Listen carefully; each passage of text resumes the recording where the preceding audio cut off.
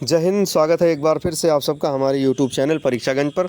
तो आप सबके लिए एक बार फिर से करंट अफेयर की जो है नई क्लास। यदि आपको वीडियो अच्छा लग रहा हो तो एक बार कमेंट बॉक्स में कमेंट करिएगा और साथ ही साथ अपने दोस्तों तक भी शेयर करिएगा, ठीक है। तो चलिए आज के पहले क्वेश्चन पर। और हाँ, जितने भी नए जो है यूज़र हैं वो चैनल को ज़रूर सब्सक्राइब कर लें, जिससे आने वाले जो भी वीडियो हैं आप सभी लोगों तक पहुँच सकें। देखिए, जिद ने नहीं रुकने दिए कदम, ये कौन कह रही है? भारतीय पर्वतारोही लक्ष्मी झा। और ये तुर्की के अरारत पर्वत पर तिरंगा फहराने वाली भारतीय पर्वतारोही लक्ष्मी झा हैं। एक इंटरव्यू में इन्होंने बताया कि जो है जब ये जो है तुर्की पहुंची तो वहाँ की स्थिति क्या थी पर्वत पर। 12 अगस्त को ये निकली हुई हैं दिल्ली से और इस्तांबुल होते हुए पहुंच गई जो है तुर्की। और चढ़ाई के लिए 18 अगस्त को ये क्या कर देती हैं, मौसम सही देखते ही और ये चढ़ाई के लिए निकल पड़ती हैं। आगे ये बताती हैं कि 41 घंटे लगे। 41 घंटे के भीतर ये अरारत पर्वत पर तिरंगा फहरा दी और कह रही हैं कि वहाँ हड्डियाँ गला देने वाला -15 डिग्री तापमान था, जिसकी वजह से इनकी हिम्मत टूट रही थी। लेकिन अपने सपनों को पूरा करने के लिए तिरंगा फहराने की जिद में ये रुकी नहीं और बताई। और इसका सारा श्रेय पर्वतारोही अनीता कुंड की वजह से हूँ और वो मेरी गुरु और प्रेरणा भी हैं। तो ये बताती हैं कि अनीता कुंडू जो हैं ये इनके लिए इनकी गुरु थी और प्रेरणा भी थी, और जिसकी वजह से ये 4200 मीटर ऊंचाई पर जो है ये पहुंची। 3 घंटे की चढ़ाई करके 4200 मीटर की ऊंचाई पर ये स्थित बेस कैंप पहुंची थी, ठीक है ना। और ये पहुंच करके इन्होंने क्या किया, इन्होंने लक्ष्मी झा ने तुर्की की अरारत पर्वत पर तिरंगा फहरा दिया। अगले क्वेश्चन पे चलेंगे। अगला क्वेश्चन देखिए। अगला क्वेश्चन है संगीत नाट्य अकादमी अमृत पुरस्कार। संगीत नाट्य अकादमी अमृत पुरस्कार से 14 महिलाओं समेत 84 कलाकार हुए सम्मानित, ठीक है ना।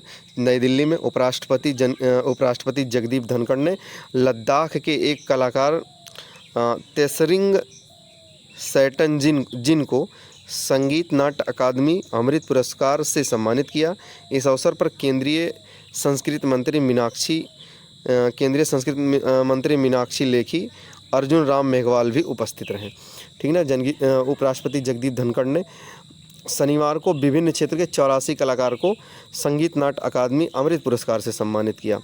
यह पुरस्कार 75 से अधिक आयु के भारतीय कलाकारों को सम्मानित करने के लिए गठित किया गया है, जिन्होंने अब तक अपने करियर में कोई राष्ट्रीय सम्मान नहीं मिला है। समारोह में 70 पुरुष और 14 महिला कलाकार को पुरस्कृत किया गया, ठीक है ना। तो आप सब देख पा रहे हैं स्क्रीन के ऊपर आपको दिख रहा है संगीत नाट्य अकादमी अमृत पुरस्कार से 14 महिलाओं समेत 84 कलाकार हुए सम्मानित। अगले क्वेश्चन पर चलेंगे। अगला क्वेश्चन है, देखिए, भारतीय वायुसेना खरीदेगी, क्या करेगी? वायुसेना खरीदेगी LCA मार्क A1 विमान खरीदेगी। 100 और स्वदेशी LCA मार्क A1 विमान खरीदेगी भारतीय वायुसेना ने लगभग 100 और स्वदेशी निर्मित LCA मार्क A लड़ाकू जेट खरीदने की योजना का ऐलान किया हुआ है, ठीक है ना। इसे खरीदने का ऐलान किया और भारतीय वायुसेना के जो प्रमुख हैं इनका नाम आप जानिए। Chief marshal BR Chaudhary. Spain में पहला C-295 परिवहन विमान प्राप्त करने के तुरंत बाद एक विशेष बातचीत में स्वदेशी विमान खरीदने की योजना का इन्होंने ऐलान किया हुआ है, ठीक है ना। तो यह है, देखिए, तेजस विमान का उन्नत संस्करण LCA मार्क 1, जो क्या है, जो आपकी स्क्रीन के ऊपर दिख रहा है, ठीक है ना। तो भारतीय वायुसेना क्या करेगी? 100 से अधिक विमान खरीदेगी। 100 और स्वदेशी विमान LCA मार्क A1 विमान खरीदेगी, ठीक है ना। तो आज का ये दूसरा प्रश्न था। अगले क्वेश्चन पे चलिए, तीसरा प्रश्न था। अगला क्वेश्चन है पुलिस भर्ती को लेकर के। अगला क्वेश्चन है, पुलिस को नए पदों की स्वीकृति मिलने का 3 वर्षों से इंतजार। 3 वर्ष हो गए, अभी तक स्वीकृति नहीं मिल पाई। ये है दिल्ली पुलिस की बात, ठीक है ना। देखिए, 6 साल पहले गृह मंत्रालय ने दिल्ली पुलिस को 12,000 नए पदों की स्वीकृति देने का भरोसा दिया था, जिसमें 6,000 पदों की स्वीकृति तो दे दी गई, लेकिन 6,000 पद 3 वर्षों से स्वीकृति नहीं मिल पा रही है, ठीक है ना। 3 वर्षों से स्वीकृति नहीं मिल पा रही है। उन्हें एक बार में नहीं बल्कि 4 चरणों में 3-3 हज़ार पद स्वीकृत किए जाएंगे और 2018-2020 में 6,000 नए पदों की स्वीकृति दे दी गई। लेकिन इनके बाद पिछले 3 वर्षों से शेष 6,000 पदों की स्वीकृति नहीं दी गई। दिल्ली पुलिस में सिपाही से लेकर के पुलिस आयुक्त तक टोटल जो पदों की बात करें तो 94,254 पद रिक्त हैं। उक्त स्वीकृति पदों में 8,100 पद पर 100 पदों पर अधिकारियों व कर्मियों की तैनाती है, यानी 14,244 पद खाली पड़े हैं। ठीक है ना, 14,244 पद खाली पड़े हैं। सिपाही को लेकर इंस्पेक्टर, सिपाही से लेकर इंस्पेक्टर को इसलिए समय पर पदोन्नति नहीं मिल पा रही क्योंकि विभाग में वैकेंसी नहीं होती है। सिपाही से लेकर इंस्पेक्टर को एक निर्धारित समय के बाद नई रैंक के मुताबिक वेतन तो मिलने लगता है, किंतु उन्हें पदोन्नति नहीं मिल पाती है जब नई वैकेंसी नहीं आती है। तो इसी वजह से, और आप देखिए स्क्रीन के ऊपर दिख रहा है कि पुलिस को नए पदों की स्वीकृति मिलने का 3 वर्षों से इंतजार। ये है खबर नई दिल्ली अर्थात दिल्ली पुलिस की। अगले क्वेश्चन पे चलेंगे और अगला क्वेश्चन आपकी स्क्रीन के ऊपर है और बढ़िया प्रश्न है। एक देश एक चुनाव मामला है। एक देश एक चुनाव मामले पर समिति की पहली बैठक 23 तारीख को है। ठीक है ना, 23 सितंबर को होनी है। एक देश में एक चुनाव, अगर एक देश एक चुनाव के लिए एक समिति बनाई गई है। और देखिए ये क्या है कि बैठक जो सदन के 5 दिवसीय, कि यह बैठक संसद के 5 दिवसीय विशेष सत्र के समापन के एक दिन बाद होगा। सरकार ने 18 सितंबर से 22 सितंबर तक संसद का विशेष सत्र बुलाया है। एक देश एक चुनाव पर केंद्र सरकार ने इस महीने की शुरुआत में 8 सदस्यीय समिति का गठन किया है। ठीक है ना, जिसमें केंद्रीय गृह मंत्री अमित शाह, वरिष्ठ प्रवक्ता हरीश साल्वे, लोकसभा के पूर्व सचिव सुभाष कश्यप और 15वें वित्त आयोग के अध्यक्ष एन.के. सिंह, पूर्व chief vigilance commissioner Sanjay Kothari और राज्यसभा के पूर्व सदस्य गुलाम नबी आज़ाद होंगे। यह जो समिति है इसकी पहली बैठक कहाँ होगी? 23 तारीख को होगी। और इसका उद्देश्य है कि एक देश में, मतलब एक देश एक चुनाव, भारत में एक साथ सभी चुनाव कराए जाए, नगर निकाय चुनाव से लेकर के और लोकसभा राज्यसभा सभी सारे चुनाव एक साथ हों। इसके लिए जो है बैठक एक जो है समिति बनी है जिसमें 8 सदस्यीय टीम है और इसमें देखिए 23 सितंबर को इसकी पहली बैठक होगी। ठीक ना, पूर्व राष्ट्रपति रामनाथ कोविंद जी की अध्यक्षता में इस बैठक की जाएगी। यह समिति ये बैठक करेगी और संसद भवन पर रविवार को फहरेगा तिरंगा। मतलब कल जो है राष्ट्रपति, उपराष्ट्रपति एवं राज्यसभा के सभापति जगदीप धनखड़ रविवार को नए संसद भवन पर राष्ट्रीय ध्वज फहरा दिए हैं। ठीक ना, नए संसद भवन के गज द्वार के ऊपर झंडा फहराया गया। किसके द्वारा फहराया गया? कल भारत के उपराष्ट्रपति जगदीप धनखड़ के द्वारा।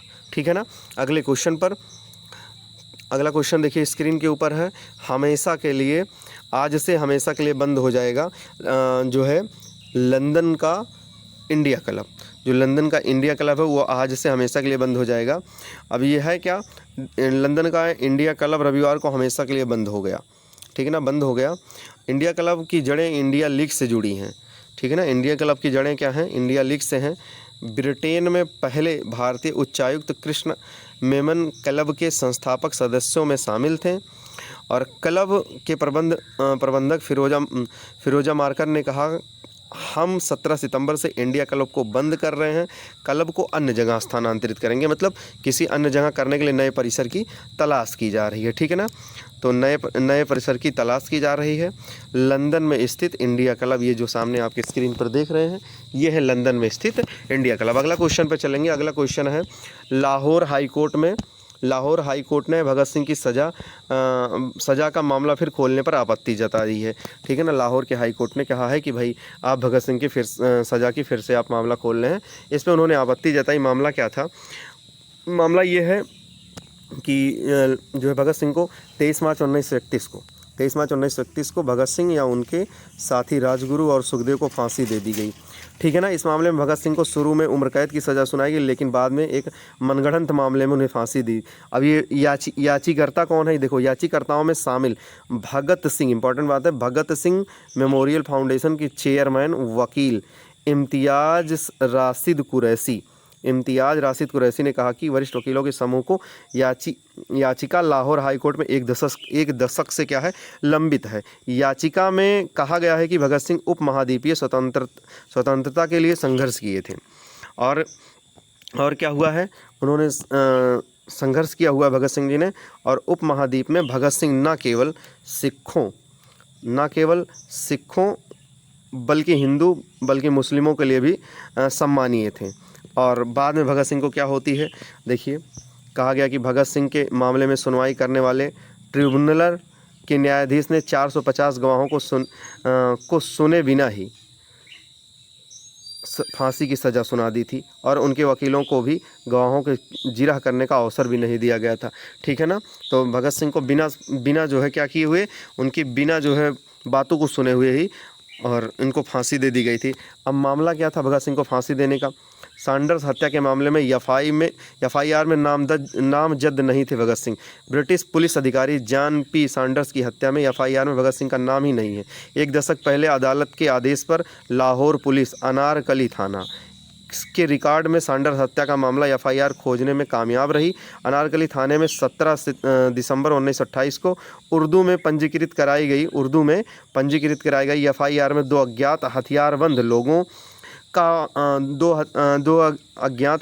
लोगों का उल्लेख किया गया है, जबकि भगत सिंह का उसमें कोई नाम नहीं था। इसी बात को लेकर के इम्तियाज़ अली कुरैशी ने याचिका दायर की थी लंदन हाई कोर्ट में। लेकिन लंदन हाई कोर्ट कह रहा है कि भाई ये जो आप ये ऐसा कर रहे हैं, इस पे मामला फिर खोलने पर उन्होंने आपत्ति जताई कि नहीं, इस मामले में हम लोग कोई बात नहीं करेंगे। अगला क्वेश्चन देखिए, आपकी स्क्रीन के ऊपर है।